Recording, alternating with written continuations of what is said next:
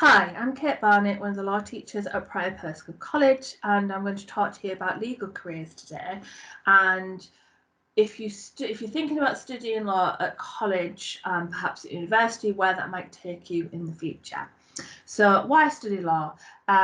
It will help you gain an understanding of the impact it has on us every day, the role it plays in society, and what our rights and responsibilities are. You will have a greater understanding of the stories you hear about in the news and read about in the papers. You may want to be a barrister or solicitor in the future. A lot of our students do, and studying law at A-level or BTEC and or a degree would be great preparation for this in terms of the skills and also the knowledge that you will gain. Now, I just wanted to address the myth. You may have heard this, that you shouldn't do A-level law or BTEC law if you want to do law at university. It's completely false. And in fact, feedback from my students is that they find their first year at university a lot easier if they've already studied law. They say that it gives them a grounding in the basics of a lot of the key modules, and also that it equips them with the skills they need, such as problem solving, evaluation, etc. And that they feel that they're more on top of the work in their first year than their other students on their course who haven't done A-level or BTEC law. Plus, you get a chance to have a taster of the subject that you're signing up for 3 years as well.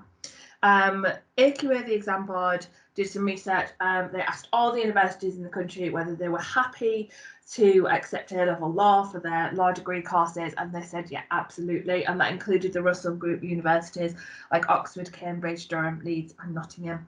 And our experience of teaching students who are applying for law at university is that it's not a disadvantage. There's lots of advantages, but no disadvantages to it. It definitely will not put them lead to them getting turned down by universities. The opposite, in fact. I think it makes their application stronger. So why study law at university? Specifically, you might want to enter the legal profession, be a solicitor, barrister, and eventually a judge, and we'll talk more about that later. Or you might want to enter professions closely related to law. Politics, a lot of politicians are also lawyers, law enforcement, police, customs, etc. Law-related jobs in local authorities, charities, business, accounting, the list is endless. And again, we'll talk more about that in a second. So more generally, why study it? Law is connected with everyday life at a really basic level. Challenging, fascinating, fast moving. A lot of the debates that we have in class are based around current cases, current laws that are coming out, and it'd be different examples every year. And the students get very, very animated in the debates that we have. Law equips you with a really useful set of skills that are transferable. So you'll be able to deal with complex information, be able to analyse, be able to argue and problem solve in a logical way. You'll be able to challenge other people's positions and propose reforms. You'll be able to present information in a coherent way. You'll be able to develop research skills. You'll be writing clearly and concisely. You'll develop a really strong attention to detail, and your verbal questioning and interviewing skills will also be developed. All of those are really good transferable skills. So what can you do after your degree? Basically, anything you want, from barristers and solicitors and legal executives, the more obvious ones, to probation service, police, prison service, the Law Commission, who are a law reform body, working for the government legal service, Home Office, court service, trade and standards, health and safety, human resources, environmental health, and then things sort of less law related like accountancy, banking, politics, and the civil service. Essentially, a law degree is just a degree that equips you with lots of really good skills, and it's very sought after for that reason. It does not necessarily mean that you're going to go into the legal profession, and I think only about half of law graduates actually do, and the rest go into other related areas. So if you want to practice law and become a lawyer, you have 3 main career options available to you: barrister, solicitor, legal executive. So we're going to go through each of those, including how you would qualify as one, how you go about it, and also what they do and the differences between them. So to become a barrister, you will need to gain a degree in law or another subject. So that is 3 years. The law degree is an LLB in law, or a Legum Baccalaureum, to give it the Latin name. a lot of people who want to pursue a career in law will do a law degree, but some people might have thought that they wanted to do something else and only change their mind when they're at university, and that's absolutely fine. So if you've got a history degree or a degree in the sciences or creative arts, then you can just do an extra year called a graduate diploma in law, and then you can go on to qualify as a lawyer that way. You will need to complete the Bar Professional Training Course, or BPTC. It teaches the practical skills needed to be a barrister, such as advocacy, negotiation, and giving advice. Lasts 1 year and costs between £14,000 and £19,000. Don't be scared by those amounts. You will be able to get loans, career development loans, to help you. And also there's lots of scholarships as well. And then finally, you'll complete a 1-year apprenticeship called a pupillage, where you basically, you shadow a barrister for the first few weeks, and then you'll start getting your own cases and then gradually build up. So 5 years in total to qualify. So what do barristers do? Advocacy is the main thing that they do. Much of their time is spent in court or preparing for court. So advocacy is what you see when the barristers present their case to the court. It's the questioning of witnesses. It's the addressing the jury in their opening and closing speeches, and basically presenting the case for either the defence or the prosecution in a criminal case, or the defendant or the claimant in a civil case. They do some paperwork, they draft some legal documents, give some written opinions. They're often asked by a solicitor to give advice regarding whether a particular case is worth pursuing. But essentially, they are the public face of the case. They present it when it's in its kind of finished form. Right, so becoming a solicitor, this is a new route. You might have read about legal practice course, but by the time you come to be applying for these, it will have changed to this new route. So you would gain a degree in law or another subject, as I've described previously, and then you would complete the Solicitor's Qualifying Exam, or SQE1, which is based on legal knowledge. So it would be very similar to the sorts of things that you studied at university, and it's testing whether you know the law, basically. And then the SQE2, the Solicitor's Qualifying Exam 2, is practical legal skills. So you have to learn about what it is to become a solicitor, and then also show that you can do that. And then alongside that, so you can do all this at the same time, you will gain 2 years work experience, qualifying work experience, that will usually be with a solicitor's firm, but it could be with a local council, it could be with a business, it could be at a law centre, assisting members of the public for free. It's there's lots more details about this on some of the websites that I'll put in a second. But basically, you are studying and working at the same time. So the minimum it will take you is 5 years, but it could take you longer. So you can take longer if you need to. It is quite different to the old format, which was where you did your training, your practical learning how to be a solicitor first, and then you did a 2-year apprenticeship. So this is cutting everything down, and the cost is expected to be £3,000 to £4,500. A lot of this is up in the air still because the details are not finalised. It's not starting until September 2021, so it'll be interesting to see what it actually looks like once it starts then. There's a lot of uncertainty and mystery surrounding it. Hopefully it'll all be sorted out by the time you need to be seriously thinking about it, because we it's 4 or 5 years time in the future before this will affect you. But for more information, this section of lawcareers.net is really good, and the YouTube clip is also excellent in terms of explaining how it's all going to work. What does a solicitor do? They spend most of their time preparing and researching cases and dealing with paperwork. They might write letters, give written and oral legal advice, draft contracts, wills, other legal documents. They might apply for funding for their clients. They might deal with conveyancing, which is the buying and selling of property. They will also interact with their clients, interviewing them and negotiating with people on their behalf. They can represent their clients during a court hearing in the lower courts as well. And we'll talk about the differences between barristers and solicitors in a sec. Legal executive is another option. So legal executives work in solicitors' firms. They're qualified lawyers who passed exams set by ILEX, the Institute of Legal Executives.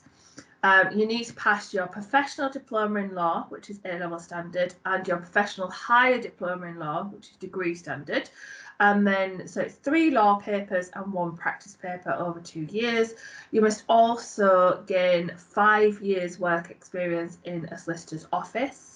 Many legal executives gain their qualifications at the same time as working full time, and the firm they work for will fund their study and give them leave for studying and exams. You can go on to qualify as a solicitor if you do some extra training. Currently, you need to pass the LPC final exams and then show that you're exempt from a training contract. What's unclear with the new system is how this will work, if indeed it will work alongside that. So I've left this in. This is how it currently is at kind of the time of writing, but it's a little bit unclear how this will work in the future. They do basically a very similar job to that of a solicitor, specialise in a particular area of law like a solicitor, tend to deal with more straightforward aspects of a case. They advise clients accused of criminal offences, people wanting to divorce their partners, they might draft documents, and they might help with the conveyancing and buying and selling of houses. So as a legal executive, what you're essentially doing is you're getting a job and then you're working and studying at the same time, almost in a similar way to the degree apprenticeships that we will talk about later. But this route has been around for a lot longer, and it takes possibly more time, it's more flexible, and you tend to, people often do it when they've got families and other commitments. So it's not a route that we would typically expect our students to take, but it's something worth looking into. Alternatives to university, so I've mentioned about apprenticeships. So there are a few solicitor apprenticeships available, and this is a growing area. There are more and more every year. So by the time you're coming to apply for them, hopefully there'll be a lot more than there are now. They allow you to study for a law degree at the same time as working in a law firm. And ultimately, you will end up qualifying as a solicitor by the end of it. It takes 6 years. So it's quite a lengthy process, but you are coming out of it without the debt of going to university. So it can be a very attractive route for people. However, there are not many in this local area, so you need to be prepared to move to a big city like Newcastle. There are a lot around Manchester and London as well. They seem to be the 2 hubs for solicitor apprenticeships. Places are limited, it's very competitive. In all of my time of teaching, and probably the last 5-6 years when solicitor apprenticeships have been in existence, I've had 2 students who have successfully secured one. So it is always worth having a backup. It's a great route if you can get one, but it's so competitive that don't rely on this as being your only option. I would always suggest to students that they should be applying for university as well. If you fancy researching it, there's some really good links there. In particular, that final one, the All About Law page about legal apprenticeships. Okay, make sure that you are looking at the solicitor degree apprenticeships though, and not the level 2 legal secretary apprenticeships. They're very different. So interested in law, what are your next steps? What can you be doing between now and when you join us in September, hopefully, to kind of enhance your CV and start you thinking about your future legal career?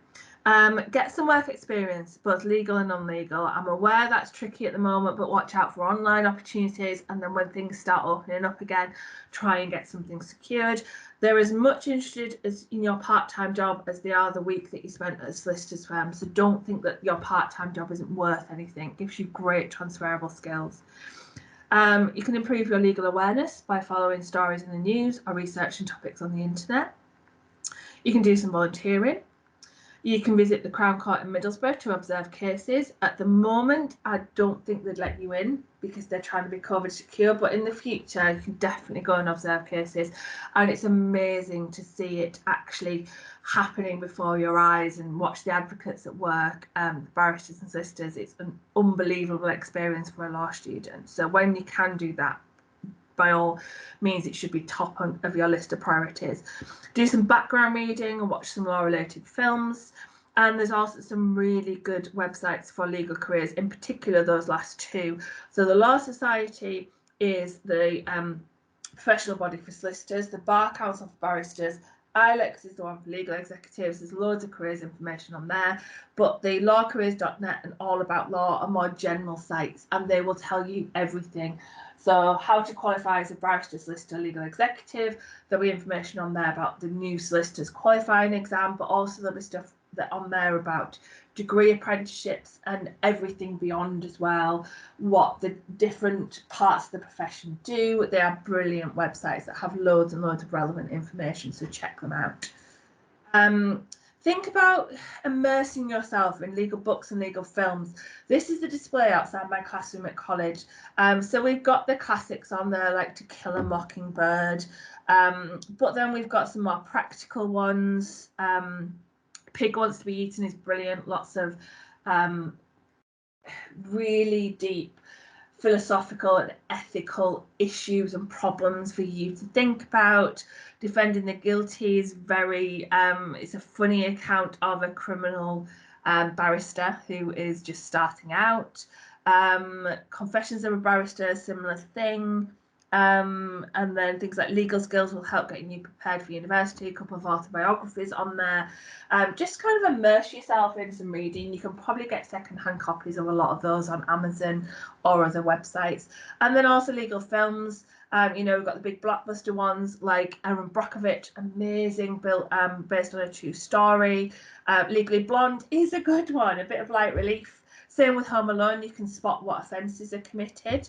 And then there's some based on real life, like the Hatton Garden Job, In the Name of the Father at the top. Catch Me If You Can, that's brilliant. I believe that's just gone on to Netflix. Legend is about the craze. Let Him Have It is based on a true life case.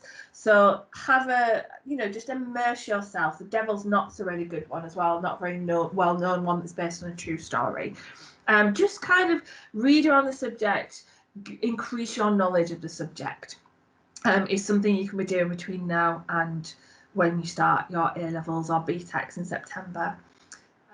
Twitter is a brilliant source of information for anything law related. There's a prior law Twitter account that is on the slide, that is run by me, and I just basically retweet anything interesting that I see, but also consider following all these different people. Lawcareers.net and All About Law on there. They're the careers websites, so they're good ones to follow. As is UK Parliament, UK Supreme Court, Guardian Law as well. All these are brilliant. Also check out who they're following, because you might find some interesting links through that, and interact with other people on Twitter as well. It's a really good kind of format. I know social media gets a bad reputation, and kind of rightly so in some ways, but I found it a really positive place to engage my students and to engage with other people, both ex-students and legal professionals as well. And it's all very positive, the experiences that I've had with the prior law account. So do follow us by all means if you're on Twitter. And finally, if you have any questions, feel free to contact me. That is my email address. Just email me directly. Anything that you're not sure of, you want more details about, I'm happy to email you a copy of the presentation so you've got the links. But good luck with your GCSEs, and I hope to see some of you in September in my law class. Thanks.